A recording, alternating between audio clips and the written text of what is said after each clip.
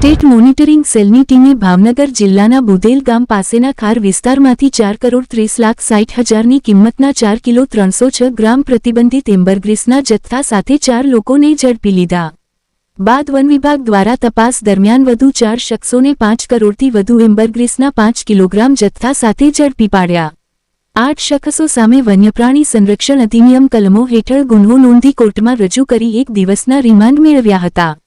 Gujarat state monitoring cell દ્વારા ભાવનગર નજીક આવેલ બુદેલ ગામે બ્લુ સ્કાય સોસાયટી પાસે રેડ પાડી એમ્બરગ્રીસના 4 કરોડથી વધુ કિંમતના 4 કિલો 306 ગ્રામ જથ્થા સાથે ઇમરા રહીમભાઈ પરમાર, સાજિદ ખાન અયુબ ખાન પઠાણ, ફૈજાન તાલિબાભાઈ મદ્રા અને શબીરશાહ ફારૂકભાઈ સૈયદને ઝડપી લીધા હતા।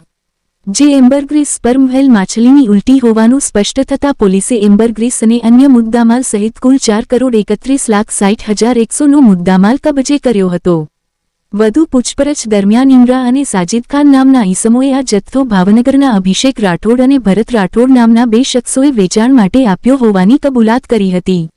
જે જથ્થો સાચવવા અને જથ્થો વહેંચાઈ જશે ત્યારે કમિશન આપવાની વાત કરતા ઇમરાને આ જથ્થો તેની પાસે રાખ્યો હોવાનું ખુલવા પામ્યું હતું। જે એમ્બરગ્રીસનો જથ્થો 4 શખ્સ ગ્રાહક શોધવાની પેરવીમાં હતા તે વેળાએ સ્ટેટ મોનિટરિંગ સેલના સ્ટાફે ઝડપી લઈ આરોપીઓ તેમજ મુદ્દામાલ વરતેજ પોલીસ મથકે સોંપી આપ્યો હતો।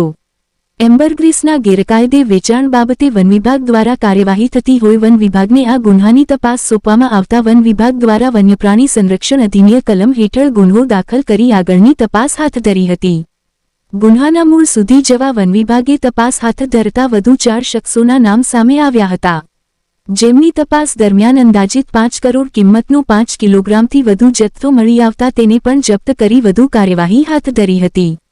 વન વિભાગે અભિષેક ઉપેન્દ્રભાઈ રાઠોડ, ભરત કાનાભાઈ રાઠોડ, રાહુલ પાંચાભાઈ સોલંકી અને વિશાલ સુરેશભાઈ ડાભીની ધરપકડ કરી। તમામ આરોપીઓને કોર્ટ રજૂ કરતા નામદાર કોર્ટ દ્વારા આરોપીના 1 દિવસના રિમાન્ડ મંજૂર કરવામાં આવ્યા હતા। આમ કુલ અંદાજે 9 કરોડ 40 લાખ જેટલો મુદ્દામાલ કબજે કરી વન વિભાગે આરોપીઓની વધુ પૂછપરછ હાથ ધરી છે। રિપોર્ટ હિરેનભાઈ ચૌહાણ।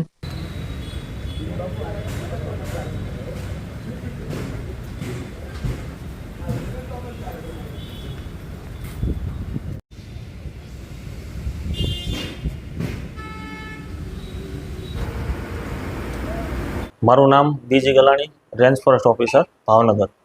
સર, ખાસ કરીને એમ્બરગ્રીસ જે ઝડપાયું છે, 4 જેટલા આરોપી છે, સ્ટેટ મોનિટરિંગ સેલ દ્વારા ઝડપાયો। સમગ્ર મામલો કઈ રીતના છે? ફોરેસ્ટ ડિપાર્ટમેન્ટે આ મામલે કઈ રીતના તપાસ કરી છે?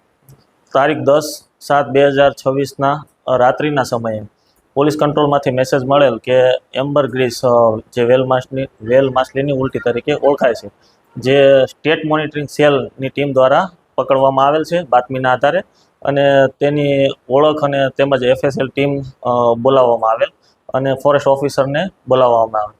ત્યારબાદ અમારી ટીમ સાથે વરતેજ પોલીસ સ્ટેશન ખાતે પહોંચી જરૂરી કાર્યવાહી કરવામાં આવેલ। બાદમાં SMCની ટીમ દ્વારા વરતેજ પોલીસ સ્ટેશનને આખો કેસ છે જે વેલ માછલીની ઉલટી વાઇલ્ડલાઇફ એક્ટ મુજબ જોગવાઈ થયેલી છે, તેથી તેની તપાસ ફોરેસ્ટ ઓફિસરને કરવાની રહેતી હોય, જેથી તેને વરતેજ પોલીસ સ્ટેશનને તપાસ સોંપણી કરવામાં આવેલ। બાદ વરતેજ પોલીસ સ્ટેશન દ્વારા રેન્જ ફોરેસ્ટ ઓફિસર ભાવનગરને તપાસ સોંપણી કરવામાં આવેલ। બાદમાં જે મુદ્દામાલનો કબજો આરોપીનો જે 4 આરોપી ઝડપાયેલા હતા તેનો કબજો મેળવેલ। જે SMCની ટીમે જે મુદ્દામાલ પકડેલો હતો તે 4 કરોડ જે ઇન્ટરનેશનલ માર્કેટ વેલ્યુ છે જે આ સ્પર્મની જે ઉલટીની એમ્બરગ્રીસની એ 4 કરોડ 30 લાખ જેટલો મુદ્દામાલ ઝડપાયેલો હતો।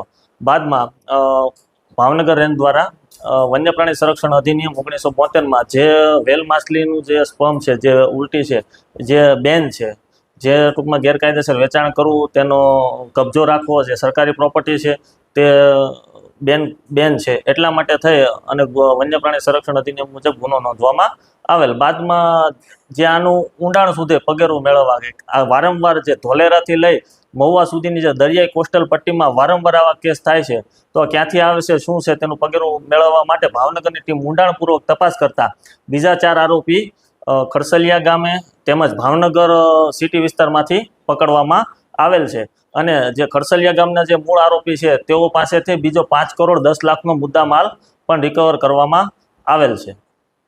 એસએમસીની ટીમ દ્વારા જે વેચાણ કરવાવાળા આરોપી પકડવામાં આવેલ હતા ત્યારબાદ ભાવનગર વન વિભાગની ટીમ દ્વારા જે મૂળ સુધીના આરોપીઓ પકડવામાં આવેલ છે. તપાસ ચાલુ છે. મોટા ભાગે જે લક્ઝરિયસ પરફ્યુમ છે, જે વિવિધ ઇન્ટરનેશનલ માર્કેટમાં જે બહુ હાઈ લેવલના કન્ટ્રી છે એના માટે થઈને ઉપયોગ થાય છે.